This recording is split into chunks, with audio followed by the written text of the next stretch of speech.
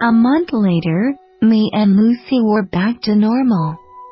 It could be said that we were both pretending to be normal, hiding emotions inside whenever we faced Grams. Everything in the house felt like a ticking bomb to our emotions.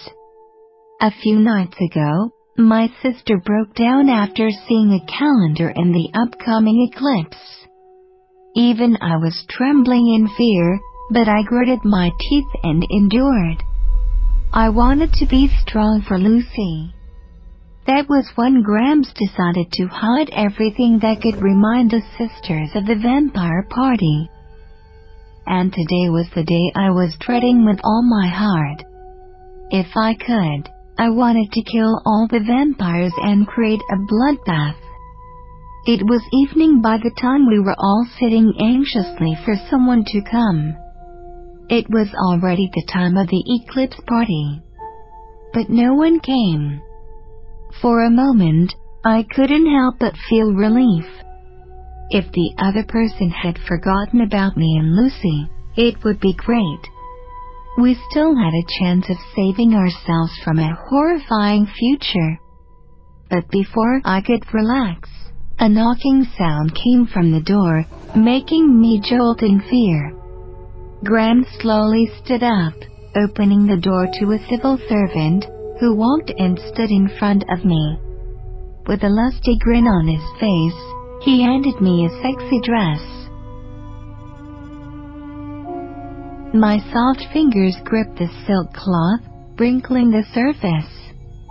The dazzling pearls and diamond beads shone brightly, reflecting the light bulb on my delicate face. But I was too stunned to care about it. I opened the dress only to feel a flush of anger flashing in my eyes. What the hell was wrong with this dress? Why was it so revealing? I glared at the civil servant for sending me such a sexually enticing dress. What did he think of me, a prostitute? Seeing my expression, the civil servant explained, "The vampires sent the dress. I'm merely a mediator." Those vampires. They were already ruining our lives. Perhaps we wouldn't even be alive after today. But did they have to make it even worse by sending this revealing dress? It almost felt like I wouldn't be wearing anything.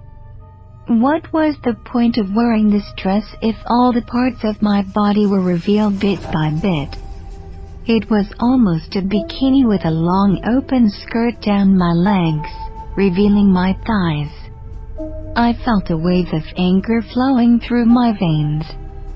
But I couldn't do anything about it. They could suck my blood and kill me any moment.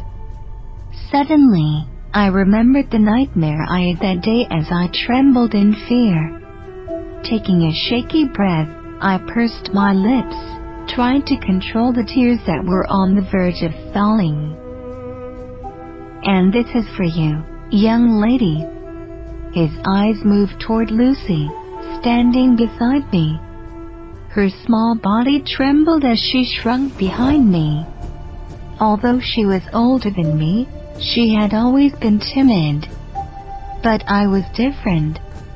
I would tremble in fear in a situation of life and death, but if given a chance to overcome the fright, I could be the most rebellious kid you would ever see. I was always the person who would be blinded by emotions, unlike Lucy, who would be mature despite being timid. With her shaking hands, she took hold of a light purple dress designed with diamonds and pearls. "Thank you." Her small voice rolled out of her throat. My mood dropped below 0 degrees at that. It had been fine if it was only me, getting ready to face the danger. But why did they have to select my sister? She was already old enough to get married. Gnashing my teeth, I cursed the vampires under my breath. And these civil servants, they have no shame. This man could have looked at us with sympathy, but I could clearly see a malicious spark brightening his eyes as he scanned mine and my sister's bodies. I was sure he was imagining us in these dresses. My blood boiled at the thought, and I glared at him.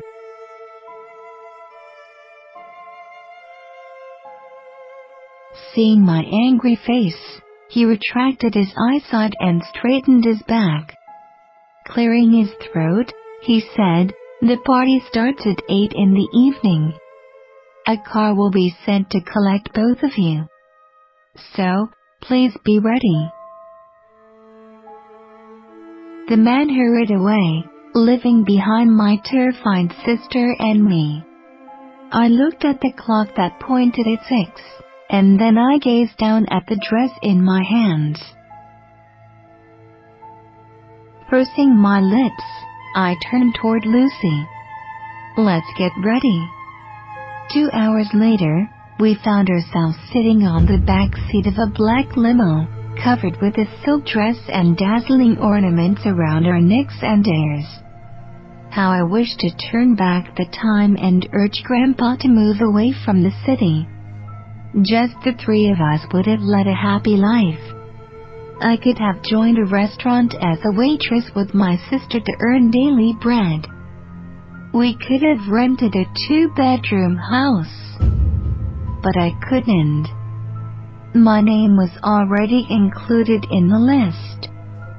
The vampire host would read any random name among the sea of young females. I couldn't do a damn thing no matter what. Looking at my trembling sister, I pressed my lips in a thin line. Silently, I vowed to myself to keep her safe no matter what. Even if I were to beg for her life, I would. Then I saw tears dropping from her eyes, rolling down her cheeks. I patted the back of her hands, earning her attention. "Sister, let's face the danger together. Okay?" Her lower lips quivered. She wiped the tears and nodded, gazing out of the window. But just as the car stopped, my heartbeat sped up like a bullet train. My stomach churned, and the acid urged me to climb up my throat and vomit itself out of my mouth. I wasn't ready yet, and now, with the car being stopped, I was forced to accept the reality. I was really going to be taken away by the vampires. I trembled in fear. Tears threatened to spill out of my eyes. "We're here." A rough old voice spoke from the driver's seat, making me jump. Looked up and nodded. "Let's go, Lucy." "Yes, let's pray they won't select us." This was wishful thinking, and even Lucy knew that. But she couldn't help it. These words were only meant to calm our terrified hearts. The moment we got out of the car, several eyes turned toward us. I grabbed Lucy's hand and tightened the grip. I didn't have the strength to lift my feet, but perhaps my sister's presence could give me enough strength. Male and female vampires with shiny white teeth sparkling bright due to moonlight stood in colorful dresses. The garden was filled with the scent of blood that decorated every glass in the hands of vampires. I wrinkled my nose at that. I couldn't tell whether it was human or animal blood, but the sight of them licking their lips after drinking the blood was terrifying enough to make me shudder. But that wasn't the only thing that troubled me. Several male vampires gathered around Lucy and me, eyeing us with hungry eyes. Their lust-filled eyes scanned our dresses as their tongue licked their lips, softly caressing the pointed teeth. It dripped red droplets of blood that they had just gulped. The scene itself was both disgusting and horrifying. The churning of my stomach intensified. I averted my eyesight and focused on the ground. But I could still feel their eyes on me. My grip on Lucy's hand tightened even more as my legs went soft because of their evil and greedy gazes. Before me, I could see an open door of a big mansion leading to a huge hall, glittering with lights. Laughing voices echoed in my ears as I made my way upstairs, tugging Lucy behind me. Just as I was about to enter the door, someone stopped us. Of course, who would it be other than a vampire? I lifted my gaze from the ground to see his white shirt and pants that shimmered as small diamonds on the cloth-reflected light. His long golden hair was tied and rested on his shoulders. But his pure appearance didn't hide the malice in his heart. His hands were placed on both sides of the door, stopping our entrance. "Look what we have here. Beautiful brown ladies." How did he know my surname? I frowned and took a step back in fear. "How did you?" I asked in a small voice. I didn't know my voice could be this terrified and soft before today. "I'm the host. How can I not know you, two lovely ladies?" A smirk formed on his lips that seemed more terrifying than facing a tiger. This guy was a host, and he would decide mine and Lucy's fate. I wanted to avoid this guy at all costs. Thankfully, the host didn't give us a difficult time. He strolled away and made a polite gesture. But I didn't feel welcomed at all. There was a rising tide of regret flowing within my heart. I wanted to escape this hellhole. But I couldn't. I promised Lucy that I wouldn't run away. With a thudding heart, I looked around the room, only to find young girls around my age, strolling on the left side of the big hall. Their silky clothes were so revealing that I almost felt like they had just worn bikinis. Many vampires filled the right side, gazing at the ladies on one side with hungry eyes. Although they were not allowed to touch, their eyes seemed to ravish every girl standing in one corner. I shuddered at the scene and hugged myself with my free hand, rubbing my arms.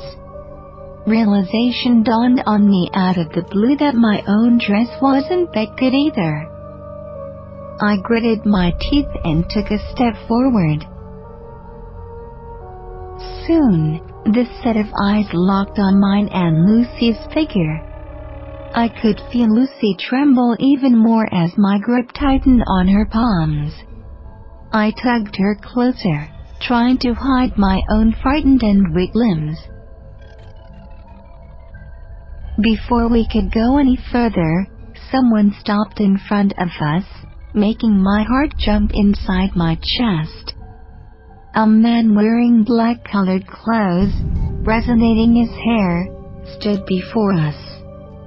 His fangs shone brightly and as he licked his lips, wiping the blood traces from the corner of his lips. But his sharp gaze wasn't on my face. He greedily stared at Lucy from head to toe as if measuring something in his mind and nodded as a smile formed on his lips. "Come with me." His sharp voice rang in my ears. I froze and subconsciously tightened my hands. I could feel Lucy's hand trembling and sweating at the same time. Her pupils constricted as she stared at the vampire's face. Pursing my lips, I took a few deep breaths to hide fear deep inside my heart and pulled Lucy behind me. "Take me," I said in a low voice. Hearing my frightened voice, a chuckle came out of the man's mouth. My breath shuddered as I took a deep breath, taking a step back. Licking my lips, I forced my eyes to see his smirking face. "Take me instead." "I wish I could, darling." His fingers caressed my cheeks and grabbed my hair. Bringing it near his nose, he took a deep breath, sniffing. "But you belong to someone else." "Someone else?" Did someone select me already as soon as I stepped inside this hall? The thought itself was so frightening that all my rebellious attitude flushed down in the drain. Frightened, I stood with a pale face. Before I could notice, the black man made a swift move and took Lucy's hand from my grip, dragging her away. It wasn't until Lucy's shrill sounded from the other side of the hall that I woke up from my daze. Panic grew its seat inside my heart as I frantically searched for my sister. I took a step and staggered, nearly falling on the ground. My restless eyes scanned the crowd but couldn't see a familiar figure wearing a light purple dress. My eyes could only see pink, orange, and even black. But purple was out of sight. Tears formed in my eyes. "Lucy." But I was too shaken to let out a scream, saying her name. My voice was more like a trembling whisper, brushing a few girls' ears. I earned the sympathetic gazes of a few young girls, but I ignored them. I walked toward the direction where I heard her scream, but couldn't find her. "Lucy, where are you?" I walked more, pushing a few girls aside as I reached the other side filled with vampires. "Lucy." But to my dismay, no one replied to my screams. I could see scoffing and sneering vampires glancing at my face. Tears continued to drop, but she was nowhere to be found. Just as I was about to head over to the other side, I heard a familiar coughing sound echoing in the hall through speakers. "Well, hello, ladies and gentlemen. Good evening." The blonde host bowed. A smile stretched on his face as he brought the microphone toward his shiny red lips. His eyes swept through the crowd and met my trembling form. The smile widened. "Those who are taken away, you better let go. You won't be seeing them anytime soon." He paused. "I don't think you can see them at all." I heard girls gasping around me, but I couldn't focus on them. My heart dropped deep inside the icy water. I trembled and fell on my knees. Gripping my claws tightly, I whispered, "No, Lucy." I was so immersed in my sadness that I failed to hear my name sounding through the speakers. I didn't even see a few vampire maids coming toward my direction. It wasn't until they grabbed my arms and held me up I came back to my senses. My confused eyes stared at the maids, who seemed to have a plastic face that didn't show any expressions. Then I cast a glance at the blonde host, who smirked and continued speaking names. I didn't know what was happening, but I had a bad feeling about this. My stomach churned as the maids dragged me upstairs. That was when I started struggling. "Let go of me." I moved my hands only to find the maid's grip tightening even more, making me flinch. "I have to find my sister." The maids didn't utter a word, ignoring me with all their hearts. Seeing their reaction, my blood boiled, and I struggled even more. But how could they listen to me? I was just an insignificant human. By the time we reached the first floor, My limbs were already tired from struggling so much. I was sucking deep breaths as if I had suddenly become a suction pump. Before I could say anything, they pushed me inside the dark room, closing the door behind me.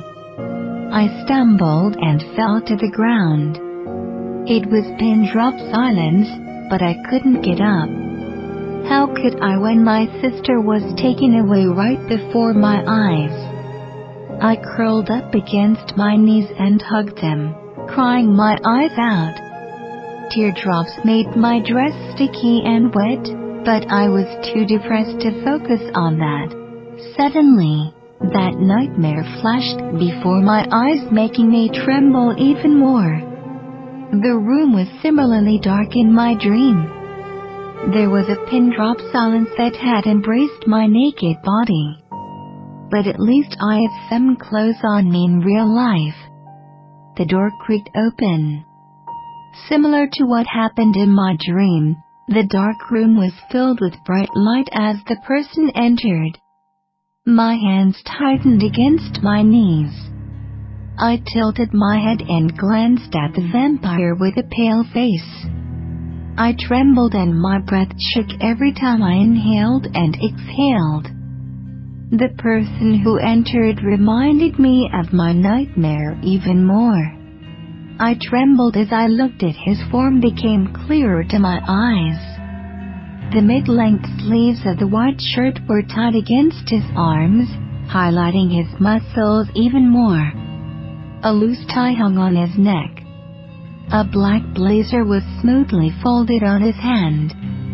She had seen many vampires today with long hair, but this guy's black hair ended on his neck. Just as she wondered, trying to back away to hide from this guy, he sucked in a deep breath as his eyes gazed at her hungrily. There was no doubt that the person was a vampire. I averted my eyes and hugged my knees even tighter. Thump. Thump. Thump. Heartbeat sped up as I heard the footsteps coming closer. Perspiration drops appeared on my forehead. I trembled when I felt his shadow over my head. "Get up," he said in a slightly commanding tone. My lower lips quivered, but I didn't listen to his order. I shrunk to my knees, wanting to get away from this man. I said, "Get up." The man's tone became impatient. "And now, please let me go," I spoke in a soft voice. The man was silent for a while, but I stayed vigilant. Who knew when this man's sharp teeth would pierce my neck and suck in all the blood I had? The muscles on my face tightened, but I didn't dare to move. I really wanted the man to have a little compassion. But this was a vampire I was talking about. How could they be kind to humans? His icy cold hands reached and grabbed my arm, pulling me up roughly. Before I could even register what was happening, he dragged my body and threw me on the bed. I reached for the bed sheets with my trembling hands and pushed my body back, shaking my head. "And no, please don't kill me." All I could think of was those shiny teeth that hung over his lips. Then I saw him pulling his tie and throwing it on the ground. Placing the blazer on the table beside the bed, he climbed on the bed, staring at me with squinted eyes. As he came near me, he hovered over my body and gripped my jaw tightly. I am saying this the first and the last time. His cold breath fell on my cheeks, making me shiver. Serve me or die. That was when panic flowed out of heart like a volcanic eruption. I struggled. With one hand, I pushed his chest away. Another hand went to his face, blocking his advances. My legs kicked and kicked until the bed sheets crumbled. "Let me go!" A shrill escaped my throat, and I gasped for breath. But I didn't stop. I knew if I stopped, I died tonight. I didn't want to die, not until I could find Lucy. Just when I thought he would use his strength against me, he loosened his hands and backed away, getting up from the bed. After he glanced at me with his squinting eyes, he turned around and left. I laid on the bed, gazing at the closed door in confusion. What just happened? Did that vampire leave me alone? It took me a few minutes to calm my racing heart. After what it felt like hours, a few unfamiliar mates entered the room. This time, the girls weren't vampires. I didn't feel the dark aura around them. They didn't even have pointed canines. I pulled myself together. Taking a deep breath, I asked, "Who was that vampire?" They should know this, right? It wasn't like I was curious, but wouldn't it be fine to know the butcher's name before he could cut me into pieces? Perhaps if I found out about his identity, I could save my sister. If not, I at least needed to see her once. If he still didn't agree, I wanted to see my Gramps before I could die. The mates exchanged a bewildered look and stared at me as if seeing an alien. "You don't know?" I shook my head. "He's the eldest prince of our entire vampire division.